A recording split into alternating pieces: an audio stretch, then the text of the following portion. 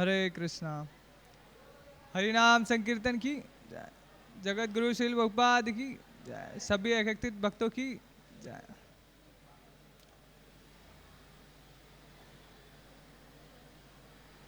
तो आज भगवत गीता का 5वें अध्याय का 6वां श्लोक है।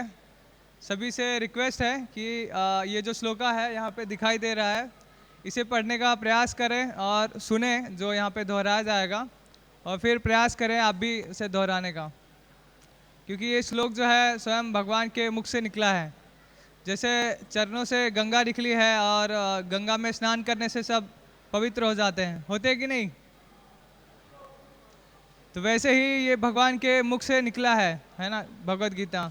अगर आप इसे दोहराएंगे, रिसाइट करेंगे, तो आप भी गंगा स्नान करने का, बैठे बैठे गंगा स्नान करने का फल मिलेगा, अगर आप भी इसे दोहराने का प्रयास करेंगे तो। ठीक है। हरे कृष्ण।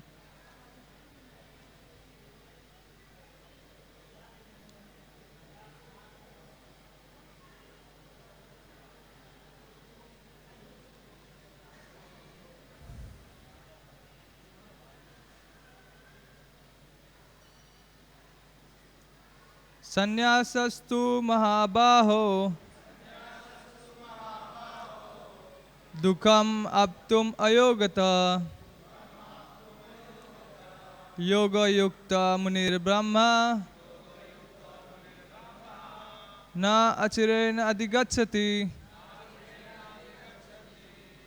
संन्यासस्तु महाबाहो दुखम अब तुम अयोगत योग युक्त मुनि ब्रह्म न चिरेण अधिगच्छति। संन्यासस्तु महाबाहो दुखम अब तुम अयोगत योग युक्त मुनि ब्रह्म न चिरेण अधिगच्छति।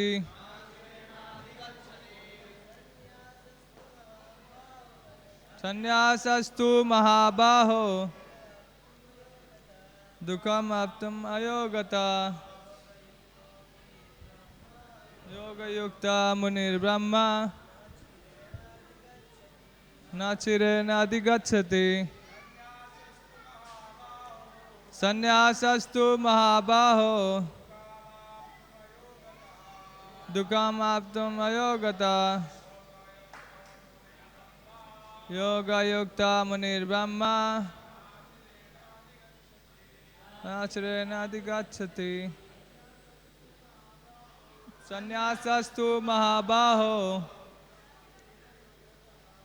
निर्ब्रह्म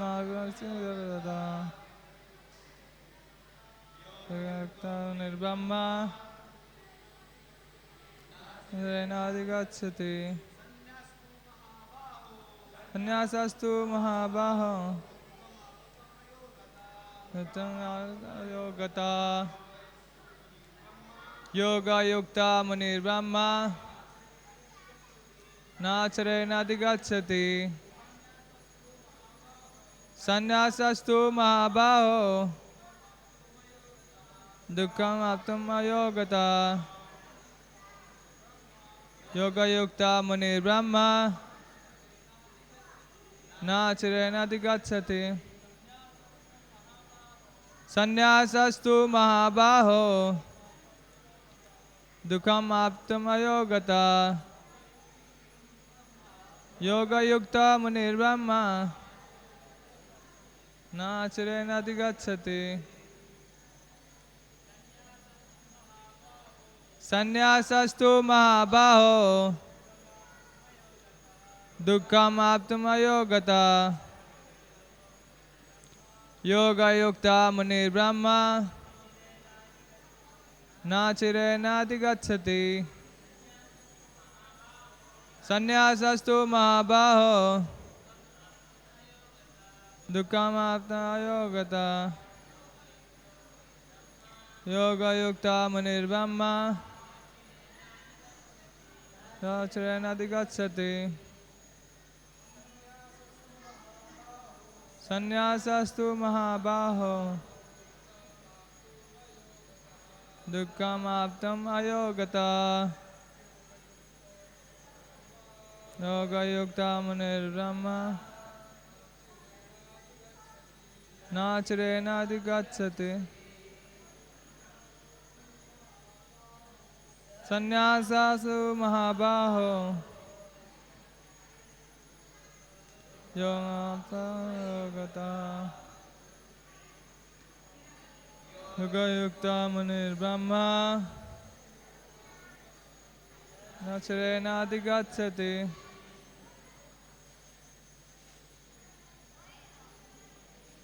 और कोई है दोहराना चाहेगा? संन्यासस्तु महाबाहो दुःखमाप्तुम् अयोगता योगयुक्ता मुनिर्ब्रह्मा न चिरेणाधिगच्छति। और आप में से कोई दोहराना चाहेंगे? प्रयास कीजिए, ऐसा कोई वो प्रॉब्लम नहीं है ऐसा। संन्यासस्तु महाबाहो दुःखमाप्तम् अयोगता योगयुक्ता मुनिर्ब्रह्मा न चिरेणाधिगच्छति। दोहराइए, प्रैक्टिस कीजिए, मतलब ट्राई कर सकते हैं। यहाँ पे कोई, ये एक जगह है जहाँ पे आप आध्यात्मिक चीज़ें प्रयास कर सकते हैं। कोई आप पर हंसेगा नहीं या फिर कोई ऐसी गलत बात नहीं है। मतलब श्लोक का दोहराना, उसमें गलती हो जाता है तो कोई बड़ी बात नहीं। संन्यासस्तु महाबाहो योगयुक्ता मुनिर्ब्रह्मा न चिरेणाधिगच्छति। और कोई? संन्यासस्तु महाबाहो योगयुक्ता मुनिर्ब्रह्मा न चिरेणाधिगच्छति। दोहराइए। सस्तु महाबाहो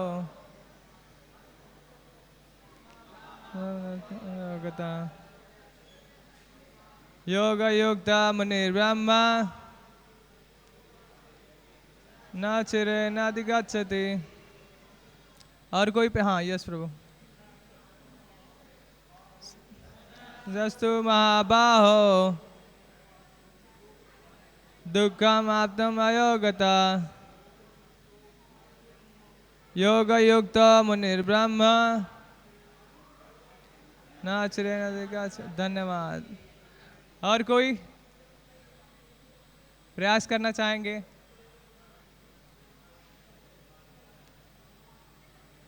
ठीक है, आप बोलना चाह रहे हैं? संन्यासस्तु महाबाहो दुःखमाप्तम् अयोगता योगयुक्ता मुनिर्ब्रह्मा न चिरेणाधिगच्छति। हरे कृष्णा। और कोई दोहराना चाहेंगे, प्रयास करना चाहेंगे, प्रैक्टिस?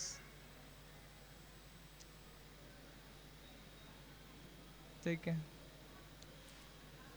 मेरे साथ दोहराइए। भक्ति में लगे बिना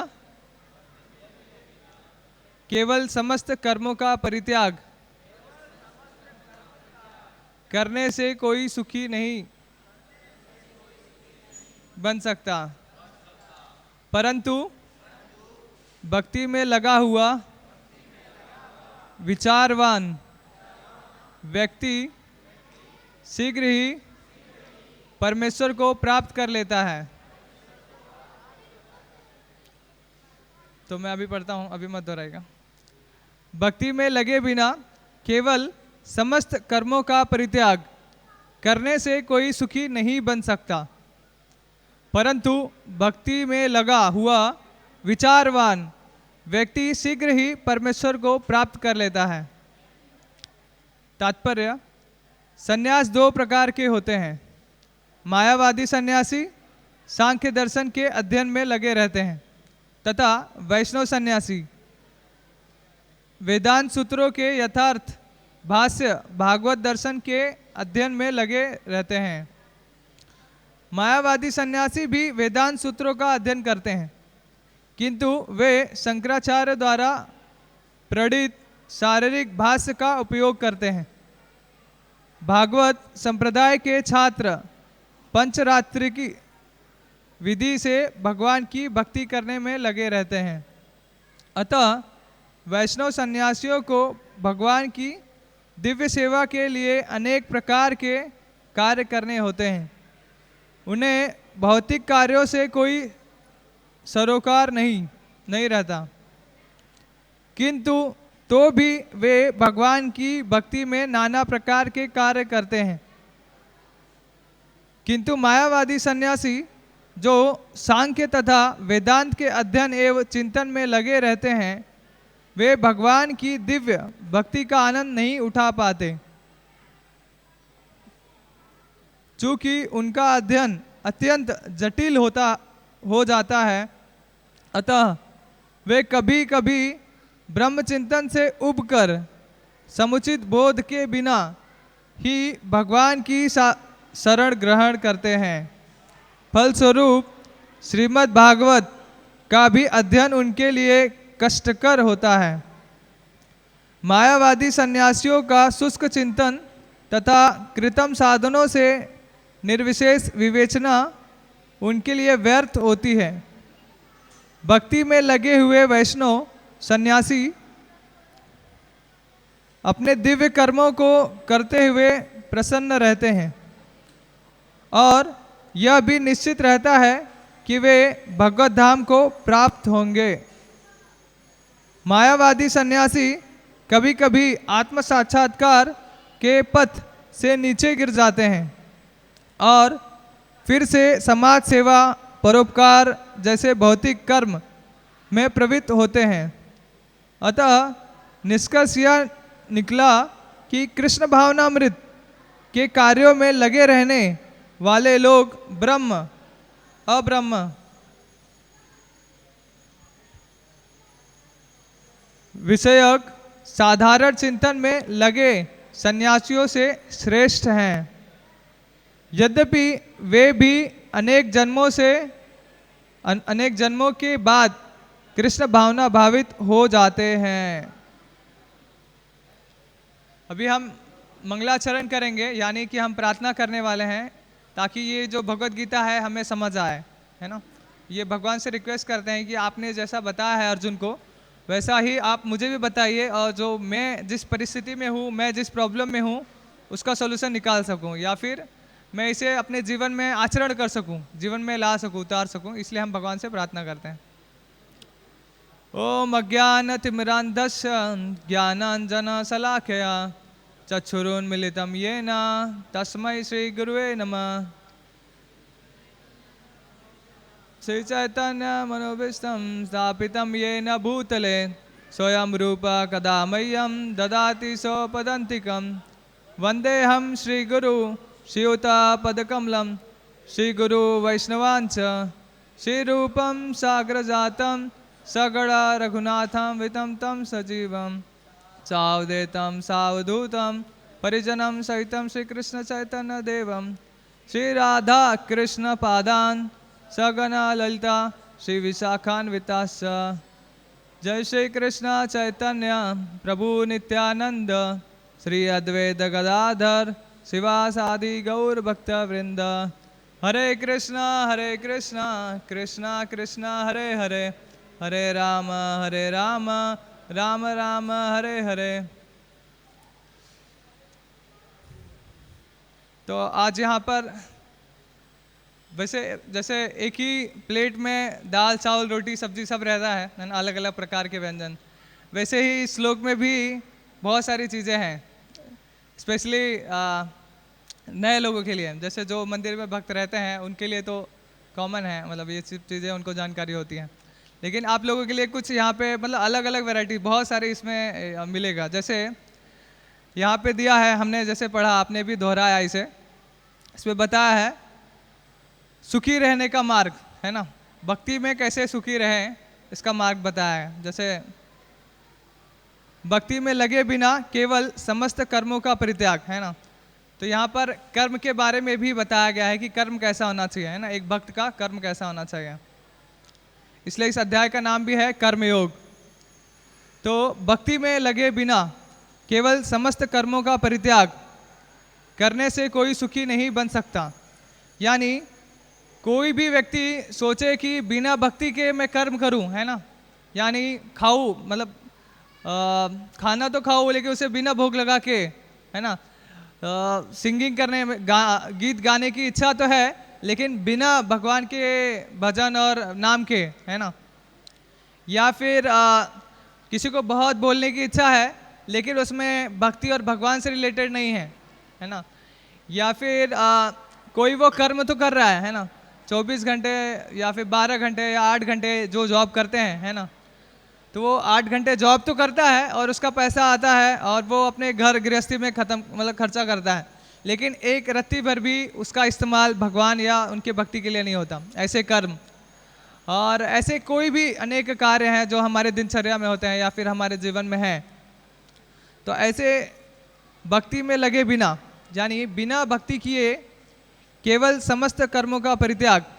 है ना, कोई एक ये भी एक गलत धारणा होती है कि भक्ति में लगना है तो बहुत सारी चीज़ें छोड़नी पड़ेगी है ना, घर गृहस्थी है ना, वाइफ छोड़नी पड़ेगी, हस्बैंड छोड़ना पड़ेगा या फिर घर छोड़ना पड़ेगा, ऐसे बहुत सारी चीज़ें हैं। लोग सोचते हैं कि भक्ति करने के लिए वो सब चीज़ें बहुत अनिवार्य है छोड़ना। तो यहाँ पर भगवान कृष्ण क्या कहते हैं भक्ति के बारे में देखते हैं कि बिना भक्ति में लगे कोई भी आप कार्य करते हो, ऐसा नहीं कि कोई कार्य कर रहे हैं, जैसे मैंने एग्जाम्पल बताया कि ये तीसरे अध्याय के 13वें श्लोक में है कि यदि कोई भोग यानी अन्न जो है बिना भगवान के भोग लगाए ग्रहण करता है तो निश्चित रूप से पाप खाता है ना, और जो भगवान के भक्त होते हैं वो सभी प्रकार के पापों से मुक्त हो जाते हैं क्योंकि वो भगवान को भोग लगा हुआ रहता है और सभी जानते हैं प्रसाद की क्या महिमा है ना। तो वैसे ही हर कार्य जो है वो सोचे कि करूँ तो सही है ना, खाऊँ तो सही, लेकिन उसमें भगवान ना हो तो उसका पाप लगता है और वो पाप का बर्डन है ना, पाप का बोझा बढ़ते ही रहता है। तो इसीलिए भगवान यहाँ पे बता रहे हैं कि भक्ति में लगे बिना कोई भी कार्य करते हैं, कोई भी कार्य में अगर वो भगवान के लिए ना हो, उनके भक्त के लिए ना हो, तो उसे मतलब ना ही उसे वैरागी कहते हैं ना ही उसे भक्ति कहते हैं, वो सिर्फ एक पाप कृत्य कर्म है, मतलब पाप कर्म है। जैसे बिना भोग लगाए खाना है ना, तीसरे अध्याय का 13वां अगर श्लोक पढ़ेंगे तो उसमें अच्छे से इस चीज़ के बारे में उदाहरण दिया है कि भगवान को भोग लगा के ही क्यों खाना चाहिए और बिना भोग लगाए भोजन को क्यों मतलब ऐसा उसे खाने से क्यों पाप चढ़ता है ना, क्योंकि ये हमारा डेली रूटीन का है, डेली सब भोजन ग्रहण करते हैं या खाना खाते हैं, इसलिए बहुत महत्वपूर्ण है वो श्लोक पढ़ना। तो हर कार्य, ऐसा नहीं है सिर्फ भोजन, हर कार्य जो है वो भगवान के लिए होना चाहिए। तो ऐसा नहीं है कि बहुत रिस्ट्रिक्शन है, अगर आप अभी जाते हुए अगर आप देखेंगे तो रास्ते में बहुत चाइनीज़ है, बर्गर है ना, बहुत सारे प्रसाद मतलब खाना खाने में भी बहुत सारी वैरायटीज़ हैं और सब चीज़ें भगवान को भोग लगाई हुई हैं। तो आप अपने मन पसंदीदा खाना या भोजन या फिर ब्रेकफास्ट, डिनर, लंच आप भगवान को ऑफर करके खा सकते हैं हर चीज़, और बहुत टेस्टी होता है। जैसे हमारा गोविंदा रेस्टोरेंट है, ये पूरे वर्ल्ड में फेमस है और यहाँ का जो प्रसाद है या भोजन है लेने के लिए दूर दूर से आते हैं और बहुत लंबी लंबी लाइन रहती है ना, इसे ग्रहण करने के लिए। तो बिना कांदा लहसुन के, बिना नॉनवेज के ये हैवी अच्छा खासा प्रोटीन और अच्छा हेल्दी फूड है। तो आप भक्तों को भी देख के जान सकते हैं कि वो कितना हेल्दी फूड है ना। तो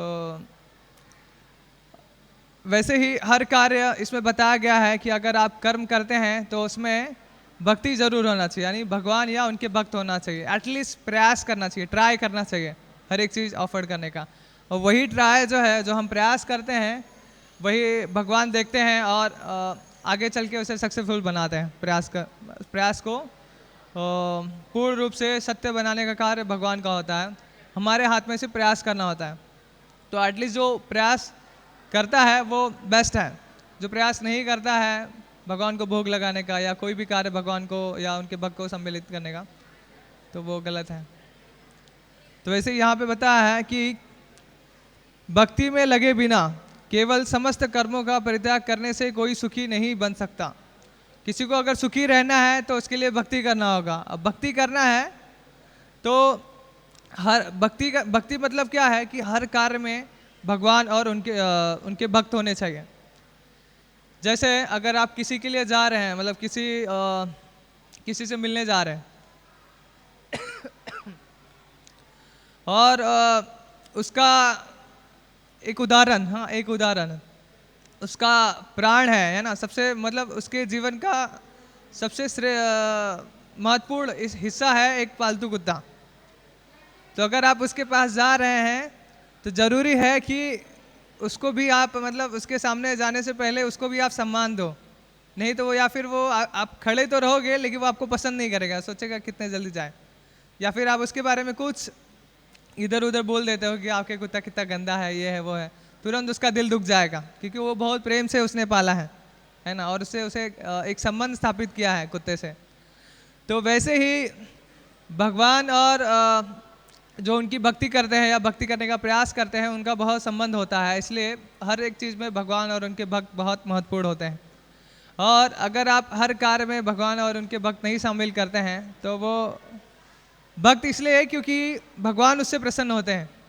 अभी बहुत बार ऐसा हो सकता है कि हम किसी भक्त से मिलें और भक्त के अंदर कुछ अवगुण दिखाई दे, है ना, या फिर ऐसा कुछ चीज़ दिखाई दे जो हमें पसंद ना आए, है ना, तो हम उसकी सेवा इसलिए नहीं कर रहे या फिर उसकी संगत इसलिए नहीं कर रहे या फिर उसकी सेवा इसलिए हम नहीं कर रहे कि वो एक अच्छा इंसान है या फिर वो XYZ कुछ भी समझ लो। तो हम उसकी सेवा इसलिए कर रहे हैं क्योंकि वो भक्ति कर रहा है और भगवान को प्रिय है। जैसे एक वैष्णव सॉन्ग भी है, उसमें कहते हैं वो सॉन्ग है ना, एक बार करुणा करी, तो उसमें भगवान बोलते हैं कि हरि चरणे अपराधे तारे हरि नाम।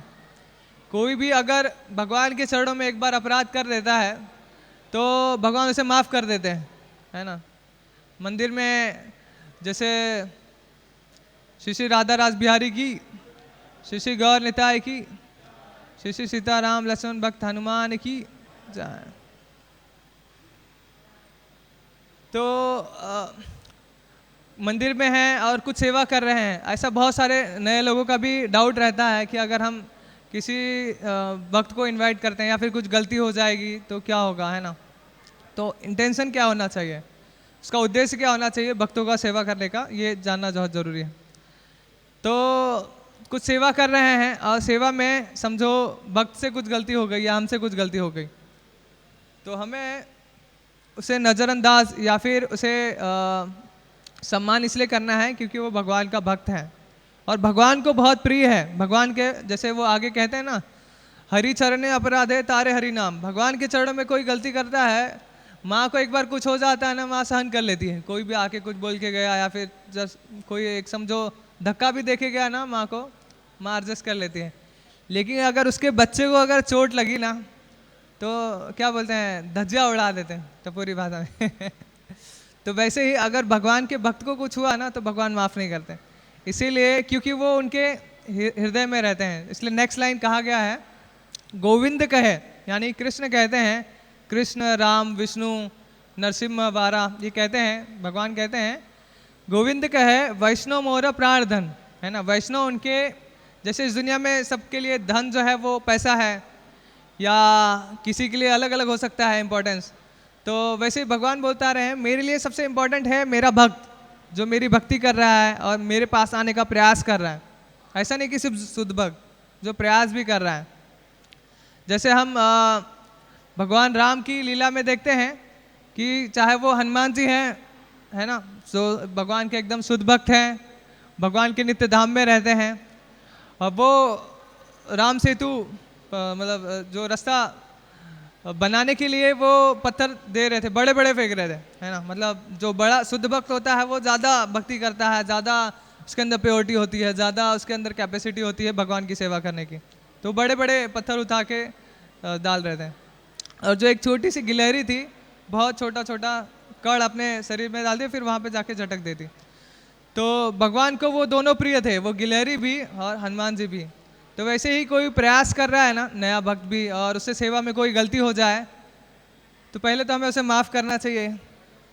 और क्योंकि माफ़ नहीं करोगे तो उसके लिए गलत फहमी, ईर्षा, द्वेष या फिर कोई एक गलत धारणा होगी, है ना। तो इसलिए पहले तो उसे माफ़ करना चाहिए और फिर जानना चाहिए कि उसको मैं क्यों पसंद कर रहा हूँ, या फिर उसके साथ मुझे क्यों रहना है, क्योंकि उसके पास बहुत अनमोल चीज़ है ना, जो है भगवान की भक्ति कैसे करना है, जो मेरे को नहीं मालूम है। मुझे नहीं मालूम है कि घर में रह के या बाहर कैसे भक्ति के बारे में बात करना है, कैसे भोग लगाना है, या फिर कैसे भक्ति जीवन जीना है। ये भक्तों के बीच में ही, ऐसे लोगों के बीच में कभी जाके नहीं सीखा जा सकता जो बेवड़ा है ना, या जो जुआरी है ना, या फिर जो पॉलिटिक्स है ना। अलग अलग फील्ड के लोगों के पास जाके आप नहीं नॉलेज ले सकते। केवल एकमात्र भगवान के पास ले जाने वाला या फिर उनका चिंतन कराने वाला आपको केवल उनका भक्त है, कि भगवान वहाँ से आके यहाँ खड़े होके आपको भक्ति या भगवान के बारे में नहीं बताने वाले। तो वही एक बताने वाला है भगवान का भक्त, जो उनका भक्ति कर रहा है या प्रयास कर रहा है। तो प्रामाणिक भक्ति क्या होता है, प्रामाणिक भक्त क्या होते हैं, वो तो भगवत गीता पढ़ने पे पता चलता है ना। जैसे भगवत गीता में सारी चीज़ें बताया है। भक्त मतलब भगवान को भोग लगाया, मतलब पूरा चीज़ें बताया है। भगवान का नाम सबसे महत्वपूर्ण ये है कि भगवान का नाम जप करेगा, है ना। वो किसी और के लिए नहीं, अपने शुद्धिकरण के लिए, अपने शुद्ध भक्त होने के लिए वो भगवान का नाम लेगा। तो ये सब चीज़ें सबसे पहला गुण है अगर कोई भक्त बनना चाहता है। क्योंकि कलयुग में हरि नाम हरि नाम हरि नाम एव ही केवलम, नातः परत उपाय सर्व वेदेषु दृश्यते, है ना। सारे वेदों में दृष्टि डाल लो, इसके अलावा कोई उपाय नहीं, कोई इलाज नहीं। तो वो सबसे पहला उसका उदाहरण सिम्टम्स है कि वो भगवान का नाम जप करेगा। तो कलयुग में एकमात्र यही उपाय है, मतलब एक ही यही सॉल्यूशन है सारे सुखों दुख को मिटाने का, या फिर भगवान को प्राप्ति करने का, या फिर हर कार्य करते हुए भी भगवान की भक्ति करने का, यानी भगवान का नाम लेने का। यदि कोई भगवान के नाम का शरण ग्रहण करता है, तो जैसे वाल्मीकि जी, कोई बोलता है उनको डाकू, या फिर कोई ऐसा है जो रामायण को गलत बोलता है, या फिर बोलता है किसी डाकू ने लिखा है, सब उसे मान सम्मान देते हैं, पढ़ते हैं। वो पहले रत्नाकर डाकू थे, लेकिन अब कोई बोलता है कि वो कोई डाकू है। वाल्मीकि जी को कोई डाकू बोलता है, महर्षि वाल्मीकि बोलते हैं, क्योंकि वो केवल एक राम नाम से कंटिन्यूसली हमेशा भगवान का नाम जप करते थे। तो सबसे उसे नाम जप करने की वजह से ही वो ऋषि नहीं महर्षि हो गए, क्योंकि भगवान का नाम जप करने से हमारा शुद्धिकरण होता है। भले से यहाँ तक कि कभी कभी कीर्तन भी हमें बहुत अच्छा लगता है ना, लेकिन कीर्तन जो है वो एक आनंद देने के लिए बहुत अच्छा है, लेकिन जब जप करते हैं तो वो बहुत इंपॉर्टेंट है। वो हमारी शुद्धिकरण के लिए होता है, वो हमारे खुद के बोले ना, खुद का स्वार्थ है भगवान का नाम जप करना, या फिर 16 माला जप करना, है ना। तो वैसे ही बहुत ज़रूरी है भगवान का नाम। उसका पहला सिम्टम होगा वो भगवान का नाम लेगा, क्योंकि भगवान का नाम जप कर रहा है और भगवान के भक्तों का संगत कर रहा है, तो उसको जीवन कैसे जीना है, उसका लाइफ कभी वेस्ट नहीं जाएगा। और दुख में भी उसको कुछ लॉस नहीं होगा। जब परिस्थितियां अगर विचलित करने वाली आती हैं या फिर दुखी करने वाली आती हैं, तब भी उसका कुछ लॉस नहीं होगा। वो दुख उसको आगे बढ़ाने में और एक सक्सेसफुल इंसान बनाने में वो दुख उसका हेल्प करेगा, वो सीढ़ी बनेगा उसको आगे बढ़ने का। तो इसीलिए बहुत ज़रूरी है भगवान का नाम, क्योंकि भगवान के नाम से ही भगवान के भक्तों का अच्छी संगत मिलती है और हमें हमारा लाइफ सक्सेसफुल होता है। कैसे लाइफ सक्सेसफुल होता है, कैसे जीना है, कैसे खाना है, मतलब इंसान कैसे जीते खाते रहते हैं, वो आपको पता चलेगा भक्तों के जरिए। क्योंकि मनुष्य तो सोचता ही नहीं, जानवर तो सोचता ही नहीं कि कैसे खाना चाहिए, कैसा बात करना चाहिए, कैसे माफ़ी करना चाहिए, माफ़ करना चाहिए। यह इंसान का गुण है, इसीलिए बताया गया है कोई भक्त है तो सबसे पहला गुण है कि वो क्षमावान है, माफ़ करेगा, सहन करेगा, सहनशीलता। तो ऐसे ये सब चीज़ें प्रामाणिक सोर्स हैं जिससे हम पता कर सकते हैं कि वो भगवान का भक्त है। तो ऐसे बहुत सारी चीज़ें हैं जिससे हमें पता चल सकती है कि भक्ति कितनी आसान है ना। आप जलेबी, फाफड़ा या फिर पिज़्ज़ा, बर्गर या फिर जो भी आपका फेवरेट डिशेज है वो कैसे आप आसानी से भगवान को मतलब बिना कांदा लहसुन के भोग लगा मतलब बना सकते हैं और उसे ग्रहण कर सकते हैं, भोग लगा सकते हैं। या फिर कैसे वैष्णव के अलग अलग भजन हैं उसे आप सिंगिंग कर सकते हैं, कीर्तन ट्राई कर सकते हैं, और उसमें आपका बहुत सारी चीज़ें हैं, प्रार्थनाएं कर सकते हैं जो आपके जीवन को सक्सेसफुल या फिर एक इंसान बनाती है ना।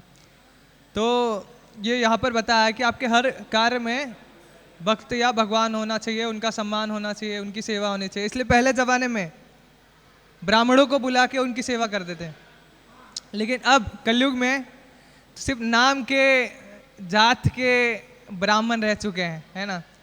जिसे धागा तो मतलब जो जनेऊ बोलते हैं उसे तो धारण कर लेते हैं, लेकिन वो चाहे वो बैल का मांस हो या गाय का हो या फिर कुत्ते का हो, जिसे हॉट डॉग कहते हैं, है ना, गरम कुत्ता, सब खाते हैं। तो वो नाम के जात के ब्राह्मण होते हैं। कर्म अगर बोलो, क्या ऐसा कर्म करते हो ब्राह्मण जैसा, भगवान का नाम लेते हो क्या? बोले कभी कभी ले लेता हूँ, मन में मन आया तो ले लेता हूँ, मन मौजी, मन में आया तो ले या नहीं तो ठीक है, एक दो बार 2 सेकंड 1 सेकंड ले लिया। जैसा भगवान कहते हैं या उनका भक्त कहता है या फिर जैसा साधु गुरु शास्त्र कहते हैं वैसा नहीं, वो अपने मर्जी। कभी लेते हो क्या नाम? नहीं। भगवान को तो भोग लगा के खाते होगे ना ना। कभी कभी भगवान को भोग लगाना कैसा है वो भी उसको नहीं मालूम रहेगा, जात से ब्राह्मण, है ना। और ऐसे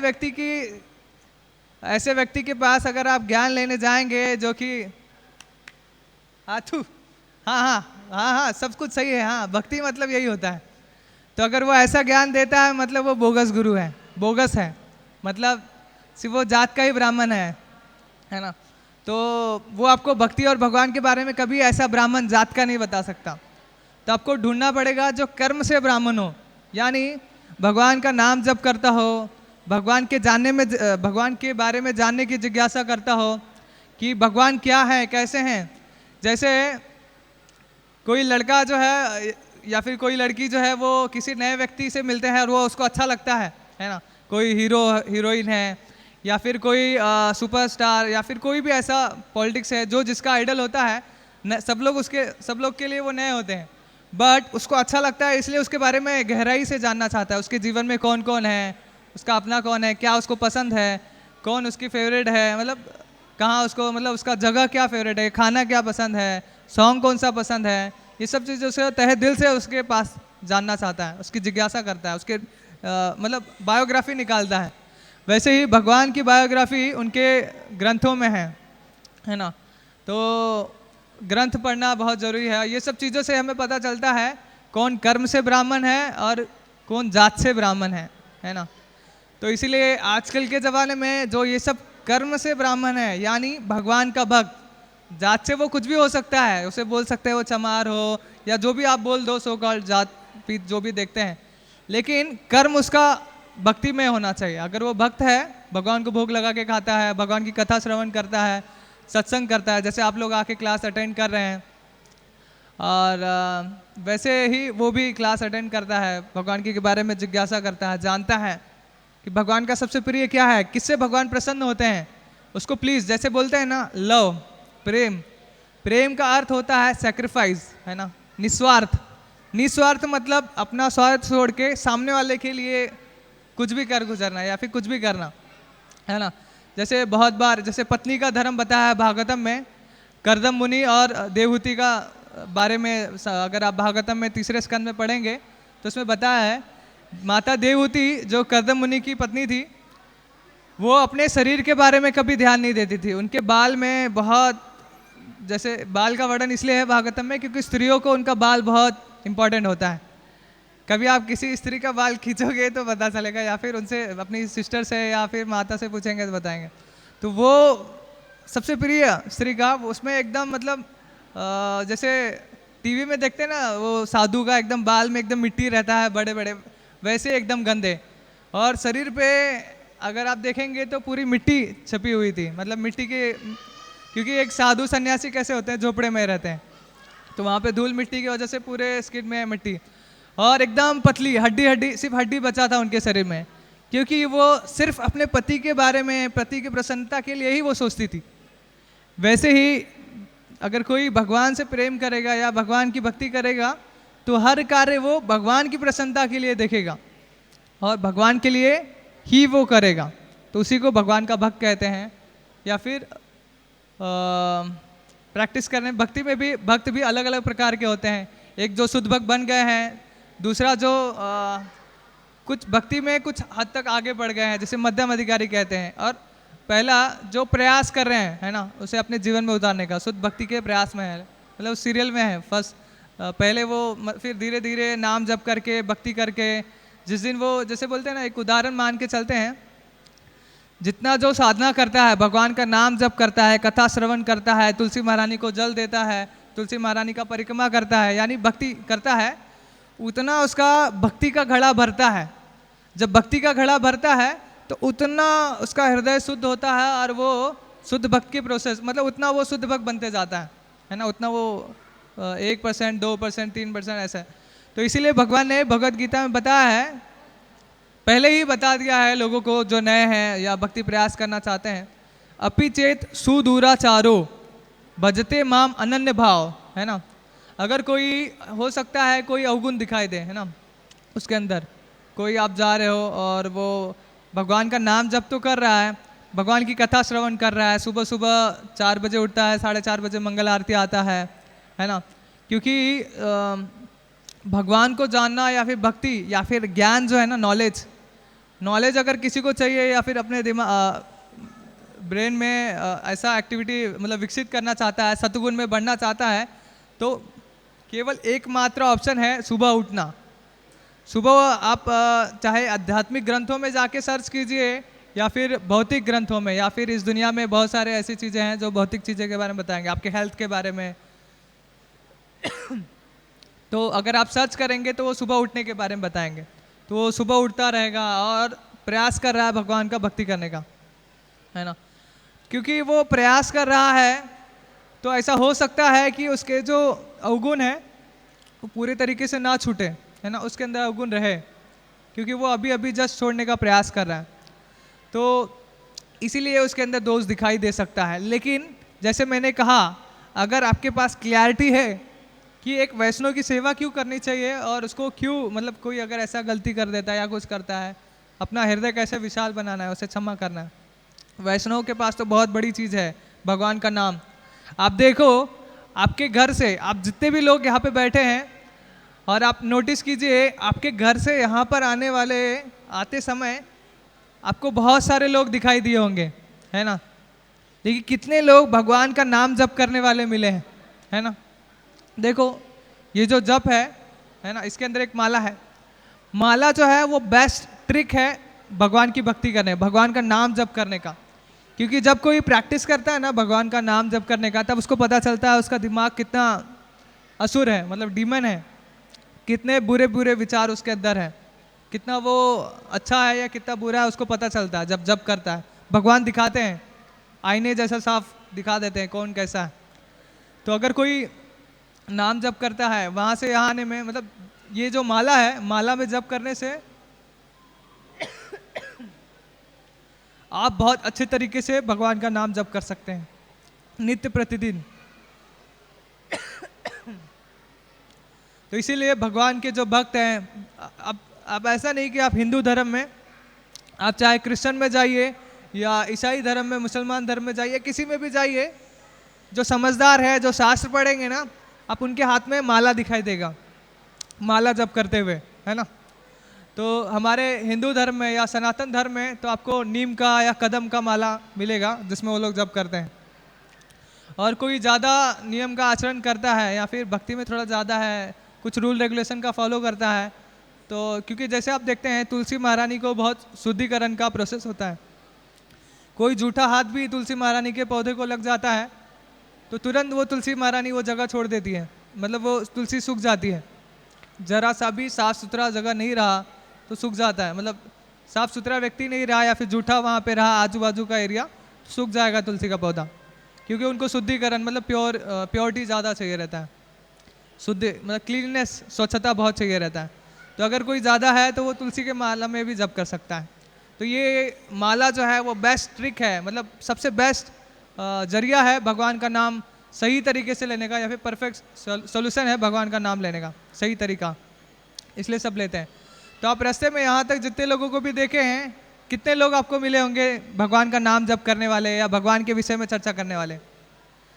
आपको ऐसे लोग जरूर मिलेंगे कि बाजू वाली ने आज झगड़ा कर लिया, या बाजू वाले का कुत्ता मर गया, या फिर उसके घर में आज ऐसा झगड़ा हो गया, उसके पति ने आज ऐसा बोल दिया, या फिर आज देश में, मतलब मैं पहले न्यूज़पेपर पढ़ता था, है ना, तो उसमें मैं पढ़ता था डेली, है ना, मेरा इंग्लिश इम्प्रूव करने के लिए मैं पढ़ता था। उसमें मैंने देखा कि किसी डेली न्यूज़ है, किसी सुअर ने काट लिया इंसान को, किसी सुअर को, पिग को हाथी का बच्चा पैदा हुआ। ऐसे अजीब अजीब से चीज़ें मिलेंगी। और जो भगवान के भक्त नहीं हैं, या फिर जो जिनको भक्ति और भगवान में कोई इंटरेस्ट नहीं है, जिसे बोलते हैं मूर्ख, क्योंकि ऐसे चर्चा करने से, जैसे पापी का संगत करते हैं या फिर कुछ गलत देखते हैं तो उसका दंड उसे भी लेना पड़ता है, और कुछ अच्छा देखते हैं, भगवान की कथा श्रवण करते हैं या अच्छा चर्चा करते हैं, भागवत कथा करते हैं, भगवान के बारे में चर्चा करते हैं, उसका पुण्य हमें भी मिलता है। लेकिन कोई पापी या फिर बेकार इंसान का नाम लेते हैं तो उसके अवगुण हमारे अंदर भी आते हैं। अगर किसी के अंदर बुरा गुण देख रहे हैं, बुराइयाँ देख रहे हैं, या फिर चर्चा कर रहे हैं, उंगली दिखा रहे हैं, या फिर ऐसा चर्चा कर रहे हैं उसके बारे में, तो उसके बुरे गुण हमारे अंदर भी आएंगे। अगर आप नोटिस करोगे, आप 2 दिन पहले किसी को आप बताया हो कि ये सामने वाला इंसान जब भी बोलता है वो टपोरी लैंग्वेज यूज़ करता है, तो कुछ महीने बाद आपके भाषा के अंदर भी ऐसा आएगा कि आपको पता नहीं चलेगा कि आप भी, वो अवगुण आपके अंदर आ गया, आपको पता भी नहीं चलेगा, आपके अंदर भी वही टैलेंट आ जाएगा, टपोरी लैंग्वेज, है ना। तो इसीलिए किसी का दोस्त देखते हैं तो वो भी हमारे अंदर अवगुण आ जाता है। तो इसलिए ऐसे लोगों को मूर्ख या बेवकूफ़, बुद्धिहीन, जिसे अपने जीवन से कोई मतलब नहीं, जीवन में लाइफ को सक्सेसफुल कैसे बनाना, या फिर इंसान किसे कहते हैं, इंसान के जैसा जीना किसे कहते हैं, उसे मालूम ही नहीं, जानवर जैसी ज़िंदगी जीता है। क्योंकि जानवर के लिए कोई रूल रेगुलेशन नहीं है, उसके लिए कोई माँ बहन नहीं है, और कोई भी चीज़ रूल रेगुलेशन नहीं है, कुछ भी खा लेता है वो। तो इसीलिए इंसान के लिए रूल रेगुलेशन होता है, एक अच्छे इंसान जैसा जीने के लिए। तो कोई रूल रेगुलेशन, वो कुछ भी करता है, खाता है। तो आप एक ऐसे रास्ते में आने, जब आपके घर से यहाँ या फिर ऑफिस से यहाँ तक, या फिर सुबह से अभी तक का सफ़र में आप देखेंगे बहुत रेयरली लोग मिलेंगे, बहुत ही रेयरली को हिंदी में क्या बोलेंगे, हाँ, बहुत कम लोग ऐसे मिलेंगे, है ना, जो कि भगवान का नाम जप करने या भक्ति में मिलेंगे। ज़्यादातर लोग ऐसे मिलेंगे जो नरक में जाने वाले हैं, या फिर इस धरती पे रहने वाले हैं, या फिर दुनियादारी की चर्चा कर, इवन वो खुद के भले के बारे में भी नहीं चर्चा करेंगे कि किससे उनका भला होगा, या फिर उनके घर वाले का, या फिर किससे समाज का भला होगा। ये ज़रूर चर्चा करेंगे कि आज आप ट्रेन में, बस में, किसी में भी आप देखेंगे, ये ज़रूर चर्चा होता रहेगा कि ऐसे दूसरे की घर में प्रॉब्लम है, और कैसे लोग कैसे बुरे हैं, लोगों के अंदर अच्छाई ढूंढने नहीं चर्चा होगा कि कितने गुड हैबिट्स हैं, या फिर कैसे भगवान इतने अच्छे हैं, उनके भक्त क्यों महान होते हैं, इसके जानने की जिज्ञासा भी नहीं होगी। शास्त्र क्यों पढ़ना चाहिए, इसके लिए भी चर्चा नहीं होगी। तो ऐसे लोग आपको बहुत मिलेंगे। तो अगर आपको जानना है कि इंसान किसे कहते हैं, तो ज़रूरी है कि आप ऐसे व्यक्ति का संगत कीजिए जो ग्रंथ पढ़ता हो, या फिर सबसे महत्वपूर्ण है कि आप ग्रंथ पढ़िए। बेस्ट है कि आप खुद ग्रंथ पढ़िए, और सही गलत का नॉलेज आपको खुद पता चल जाएगा। नहीं तो कौन ढोंगी बाबा है और कौन वास्तविक में भगवान का भक्त है, ये आपको पता नहीं चल पाएगा। बुक एक ऐसी चीज़ है, भगवान का ग्रंथ, अगर आप पढ़ेंगे तो आपको पता चल जाएगा कि ये भगवान का भक्त है और ये भगवान का भक्त नहीं है। या फिर ऐसे लोगों का संगत करो जो ग्रंथ पढ़ता है, तो आपको पता चलेगा इंसान होने का धर्म क्या है, एक पिता होने का धर्म क्या है, एक बेटी होने का धर्म क्या है, एक पत्नी होने का धर्म क्या है। ये सारी चीज़ें इवन आपको साइंटिस्ट लोग भी अभी तक रिसर्च कर रहे होंगे, आपको मतलब खोज में लगे रहेंगे। आपका जो ग्रंथ है, जो भारत भूमि में है या जो सनातन धर्मी है, आपका जो ग्रंथ है A to Z उसमें डिटेल मिल जाएगा, इस प्लैनेट के बारे में, इस बॉडी के बारे में, है ना। बहुत सारी ऐसी चीज़ें हैं। साइंस तो वो चीज़ है जो वेदा शास्त्रा के बारे में रिसर्च करती है और आपको बताती है कि हाँ ये सत्य है। तो ऐसे बहुत सारे लोग हैं, जैसे मिथोलॉजी कहते हैं शास्त्र को, है ना। मिथियोलॉजी इसलिए कहते हैं क्योंकि उन्हें मालूम ही नहीं है कि सत्य क्या है।